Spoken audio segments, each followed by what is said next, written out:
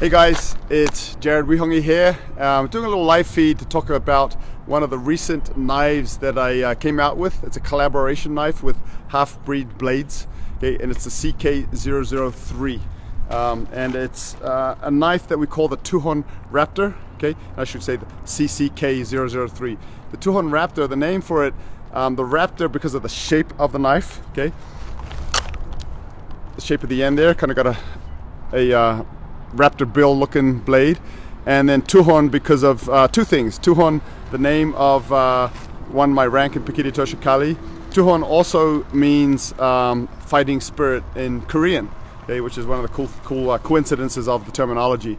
So this particular blade, some of the inspiration for it, I really like a lot of these straighter blades that have a karambit style ring, something that Halfbreed Blades has been doing with some of their different designs. When we collaborated, we looked at some unique elements on that design, okay? A more pronounced cutting edge, some curves on the blade that allow it to cut forward and trap backwards regardless of which way you're holding that, okay? And it gives it some great and unique aesthetics. I don't like blades that are too curved. I don't have the ability to jab with and stab with, so this allows me to have a great cutting edge, but also gives me maintains that capability of doing hammer fist type strikes and jabbing type techniques, okay? The ring there, one of the things I like about this is in the sheath, it gives me a larger end at the pommel that I can index and grab and get out, gross motor, or I can index the actual ring to do that if I've got the time to index the ring. Okay, so that ring, for those of you that are familiar with the karambit style ring, it allows me to manipulate things, whether it be a firearm and whatnot, without having to let go of the knife. It gives me an added level of retention. Okay? So that was some of the inspiration on this particular design that we made. Okay, it's got, these are serial numbered, it's got my name and logo on one side, the Halfbreed Blades name on the other. A good solid D2 steel. These are made in Australia with D2 steel, a good tool steel that's great for tactical knives. One of the coolest things I like about it also is the carry system that Halfbreed Blades designed. It stays in with a good solid retention, takes a good pull to get that out, and it comes with a couple of different mounting systems, a Male mounting system as you see here, okay, and I've got one here just for illustrative purposes, and talk a little bit about whether I'm carrying it on kit, and now I'm going to take this kit off and show you some ideas for how I like to carry this for everyday carry. Okay, I do prefer fixed blades for everyday carry over folders. I like folders also because of the concealability. Particular folders there are particular folders I like to carry, but fixed blades are just that much easier to get out and into a fighting grip under stress, under duress, in the midst of a fight. Okay, so these particular I'm talking about deployment systems. You see people that talk about you need to carry a knife here or there based on positions and whatnot. There really isn't a perfect place to carry. There's different positions that will dictate that, hey, it's going to be easier to access here, or it's going to be easier to access there. I'm going to kind of show you or explain why I like the two positions that I have these illustrated, and then again we're going to get into concealed carry. So I got my good friend here, Kenny Big B Jr. Kenny? For those of you who aren't familiar with Kenny, he's former Navy SEAL, has a huge resume of fighting certifications, Brazilian Jiu-Jitsu, Muay Thai, boxing. He's a Tricom master instructor, firearms instructor, so just an all-around cool guy.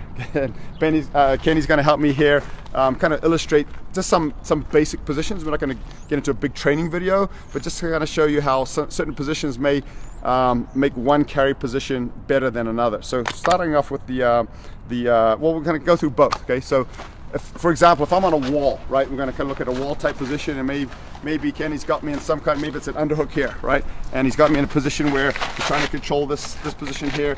I'm obviously not going to be able in any way to get to my thigh holster here.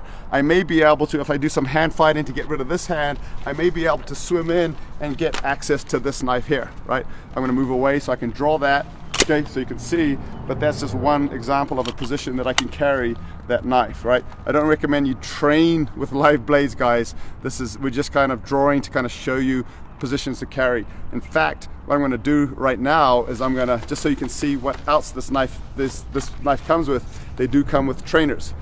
typically for these types of drills, obviously, especially if you're going to be training any tactics, you want to use a trainer, and there is a trainer version available. Okay, again, they come with the same serial number and whatnot. So just kind of trade these out real quick. Okay. Just before I even do that, colors, right? OD green, black, they come in a coyote tan. So there's different colors that these knives will actually come in. So I'm gonna set those down. Okay. So as we kind of go through this again, right? If I'm unable to access one, and maybe based on the position, if I can hand fight there and get out of there, maybe I can get to my leg. But this is a position where that chest may be more viable, right? If he's got me on the other side here, now maybe the thigh is going to become, and let me just switch those out, okay? Maybe now that thigh becomes more available if I'm able to hand fight to a position where I can get to that thigh. Now I've got another option here, right? Again, maybe in this type of situation, this is not a scenario, right? I've got a gun also. So, you know, that may be something that I could go through. I'm just kind of illustrating access points. A lot of times the knife, especially if I'm armed with firearms, is used as a backup weapon. It's one of the courses I teach often, and oftentimes it's a weapon retention thing if he was trying to take my gun, right? So, so another thing to take in consideration on where you're carrying a knife, can I access it with both hands? I can get it with right or left. I can get this with right or left, right? If one hand's tied up protecting the gun, I need my left. If I need to get it with my dominant hand, I can still get it with that hand also, right? So that's kind of one example of, hey, there's not a perfect position. Sometimes I can't access my chest. Sometimes I can't access my leg. One thing I like about this carry is my sidearm and my knife are in the same location. So weapon retention wise, I've got a smaller space that I need to protect if someone's trying to get to my weapons, okay? So that's one advantage of that too. So I do like this particular location. A lot of people like this location here.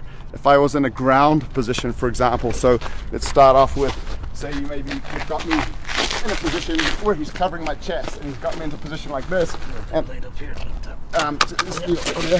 I can't get to my chest here, right? So now I can actually still access my leg. So it's an example of, hey, I can't get to my chest, but I can get to my leg. Let's explore maybe another position here, and let's go to maybe a full mount, right? So he's got me in a full mount type position here, and I can't access my leg anymore, but I can still access my chest. So let's switch that knife around here. Okay. Can't get to the leg, right? So I can still get to my chest, and from here I can start defending and getting him off of me, getting to a position where I can look for reversals and so on and so forth, right? So it's another option here for my location of carry. So there's not a perfect position, but if I'm carrying it in kit, I do like next to the thigh rig. I do like on the chest rig. Both of them, train with them, find one that's best for you. I don't recommend necessarily carrying knives everywhere, right? Because that's just one more thing you got to be able to protect if you're in some kind of a clinch position, so on and so forth, right? So I'm going to take this kit off. We're just kind of using it for illustrative purposes for those that maybe work in this type of equipment, right? And where they could carry those potential weapons. And just to clarify, that wasn't a jiu-jitsu lesson, and that there are both. No, exactly. No, you're just illustrating carry positions. And what I would recommend, because you know, just because you're able to get that knife doesn't mean that you can still continue that fight. So be versed in fighting, guys. Learn some good, some ground skills, stand-up skills, stand-up clinch work, and whatnot. The knife is a tool to supplement your empty hand skills, and all weapons I would consider the same. Okay, so now we're kind of looking at another location to carry that knife, and this concealed carry for like an EDC type thing, right? So I like to keep it where I can access it with my dominant hand, right? I could potentially still get it with my support hand also, but it's just easy to carry in a concealed position. EDC, again, I do like fixed blade knives for EDC. If I had like in a state like here in Utah, I can carry a concealed firearm as a civilian, right? So I might have a firearm in that location, in which case I would just locate it on the other side.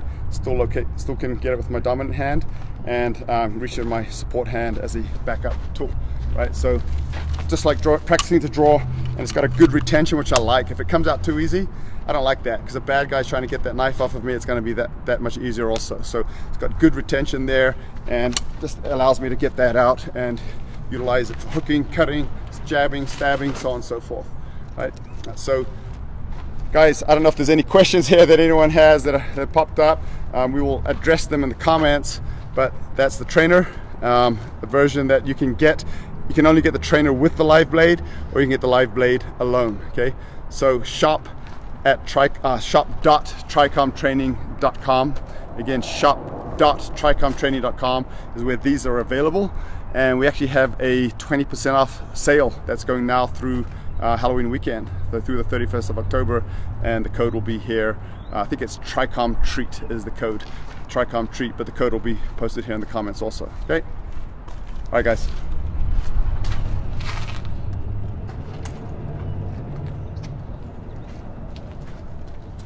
Yeah, you got it in.